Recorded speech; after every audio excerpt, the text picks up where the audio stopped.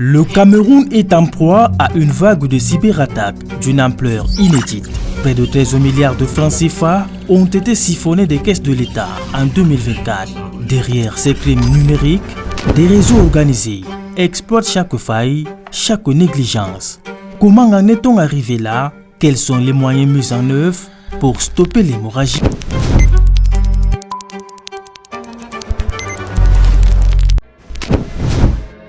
Avec la digitalisation croissante des services, les cybercriminels ont trouvé un terrain d'attaque rêvé.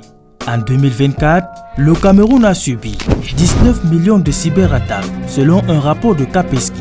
33 000 ont atteint leur cible, les administrations publiques, les banques et les grandes entreprises. En 2024, le Cameroun suit le reste du monde en termes d'accélération sur les services en ligne. Et ça appelle à des attaques. En passant en 2024, on est passé à presque 330 000 attaques, ce qui fait presque 91% des attaques en cybersécurité au Cameroun. Les modes opératoires sont redoutables. Le phishing et l'ingénierie sociale sont les armes de prédilection des cybercriminels. Ils exploitent les failles humaines autant que les failles technologiques. Les entreprises, de manière générale, qu'elles soient privées ou publiques, ont un système d'information. Et généralement, le système d'information est connecté sur Internet. La plupart du temps, les applications informatiques qui tournent dans ces systèmes d'information ont été conçues par des hommes. Et vous savez, on dit généralement que l'erreur est humaine. Parfois, lors de la conception du système d'information ou bien de l'application qu'on utilise dans ce système d'information, il y a des risques d'avoir des failles. Quand il n'y a pas de faille ici, il s'agit d'une erreur de conception ou bien une erreur de programmation, si nous parlons de logiciels. Et c'est donc l'élément important que les hackers utilisent généralement pour s'infiltrer dans le système d'information. Alors, l'erreur de programmation ou l'erreur de conception est considérée comme une faille informatique. Alors cette faille est la porte d'entrée pour les attaquants, qu'on appelle généralement des hackers. Et cette porte d'entrée présente ce qu'on appelle généralement des vulnérabilités. Au Cameroun, par exemple, le 31 janvier 2024, le Minpostel a organisé un séminaire pour déplorer plus de 34 000 vulnérabilités au Cameroun, détectées dans des entreprises publiques et privées au Cameroun. Alors, quand nous parlons de 34 000 cas de vulnérabilité, donc ça veut dire que le système d'information des entreprises publiques et privées sont exposés aux attaques informatiques. Pour ce qui est des attaques, les principaux modes opératoires que nous recensons dans notre pays, c'est déjà, il faut le dire, des attaques par rançongiciel, c'est-à-dire qu'on va chiffrer les données d'une entreprise ou d'une institution et on va réclamer pour déchiffrer, on va réclamer une rançon, parfois des fortes sommes d'argent. Également, nous pouvons citer en termes de mode opératoire, il y a également la fraude financière qui sévit de plus en plus, favorisée par l'argent mobile ou bien par des services en ligne de bancaires.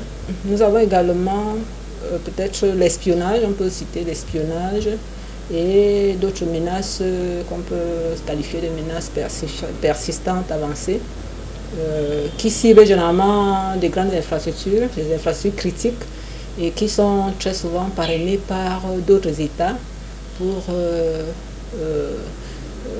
avec des moyens très sophistiqués pour paralyser ou rechercher des données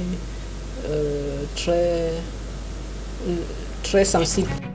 Autre technique courante, l'instruction directe dans les bases de données Grâce à des mots de passe trop faibles, les systèmes sont alors exposés aux rançongiciels qui sont des prises en otage des fichiers d'une institution en échange d'une rançon. Le skimming est aussi massivement utilisé au Cameroun. C'est le vol des données bancaires par des terminaux de paiement piratés. Les administrations doivent comprendre qu'une simple mise à jour négligée peut coûter des milliards. Les chiffres en termes de pertes financières, nous, d'après l'Antique, nous sommes à plusieurs dizaines de milliards de francs ainsi évaporés. Donc tout cela avec pour but de paralyser les secteurs d'activité ou carrément pour extorquer de l'argent à ces institutions et organisations publiques-là. Les chiffres sont alarmants. 13 milliards de francs CFA envolés en 2024, des services publics et privés ont subi la paralysie. Une perte de confiance des citoyens envers l'administration numérique s'est installée. Face à la menace, l'État a engagé une contre-offensive en plusieurs volets. Le cadre légal en matière de cybersécurité a été renforcé. En l'occurrence, l'adhésion à la Convention de Budapest, spécialisée dans la lutte contre la cybercriminalité, et la loi de 2010 sur la cybersécurité. Ce dispositif a été complété en décembre 2024 avec l'adoption de la loi sur la protection des données à caractère personnel. L'antique Agence nationale de technologie de l'information et de la communication a été créée pour traquer les cybercriminels. Des campagnes de sensibilisation ont été organisées pour les administrations et les entreprises. Il y a des actions qui sont menées pour traquer un peu ces criminels-là. Il faut dire déjà que généralement, suite à une plainte ou à une constatation, les services de sécurité, notamment la police ou la gendarmerie, en collaboration avec notre agence nationale de technologie de l'information et de la communication, peuvent se saisir généralement de l'affaire et procèdent donc à des investigations pour déterminer la source du mal. Et par moment également, des instances internationales, des organisations internationales peuvent être mises à contribution. Il y a eu également la mise en place de plusieurs plateformes numériques de gestion donc, de la sécurité numérique. Nous avons eu à mettre en place des laboratoires de cybersécurité, notamment dans les universités d'État. Nous avons eu à renforcer notre arsenal juridique, notamment avec la promulgation par le président de la République, la loi sur les données à caractère personnel, promulguée donc en fin d'année, en décembre 2024. Nous sommes impliqués dans des conventions, notamment celle sur l'utilisation des technologies de l'information et de la communication à des fins criminelles, des règlements internationaux qui sont en préparation. Mais ces mesures restent insuffisantes sans une armée de spécialistes en cybersécurité. La formation est importante parce que nous ne pouvons pas protéger un système d'information sans être formé. Les entreprises ont besoin des informaticiens qualifiés, capables de manipuler les outils de cyberattaque et aussi capables de manipuler les solutions de protection. Sur le plan international, nous avons beaucoup de certifications dans ce domaine. Nous pouvons citer par exemple, sans publicité, les certifications Cisco qui proposent des solutions, des formations dans ce domaine. Nous avons par exemple une formation qu'on appelle Cisco CyberOps, Cisco Ethica Hacker. Nous avons aussi une autre organisation comme CEH, eCounsel, qui propose également des certifications CEH et des certifications sur le pentest et beaucoup d'autres certifications même. Il y a beaucoup d'entreprises également aujourd'hui comme Splunk Enterprise qui proposent des solutions de cybersécurité, beaucoup plus au niveau de SIEM et de SOA. Nous avons d'autres entreprises également qui proposent des solutions elles sont nombreuses.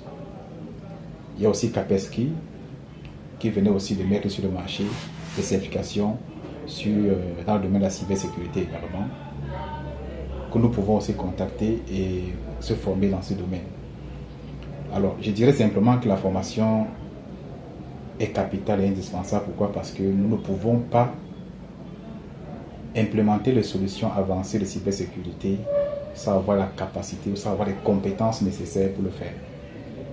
C'est pour cela que nous recommandons aux administrations publiques et privées de se doter d'un personnel qualifié dans ce domaine, de former les analystes de niveau 1, les analystes de niveau 2, les analystes de niveau 3, qui sont considérés comme des experts dans le domaine de la cybersécurité.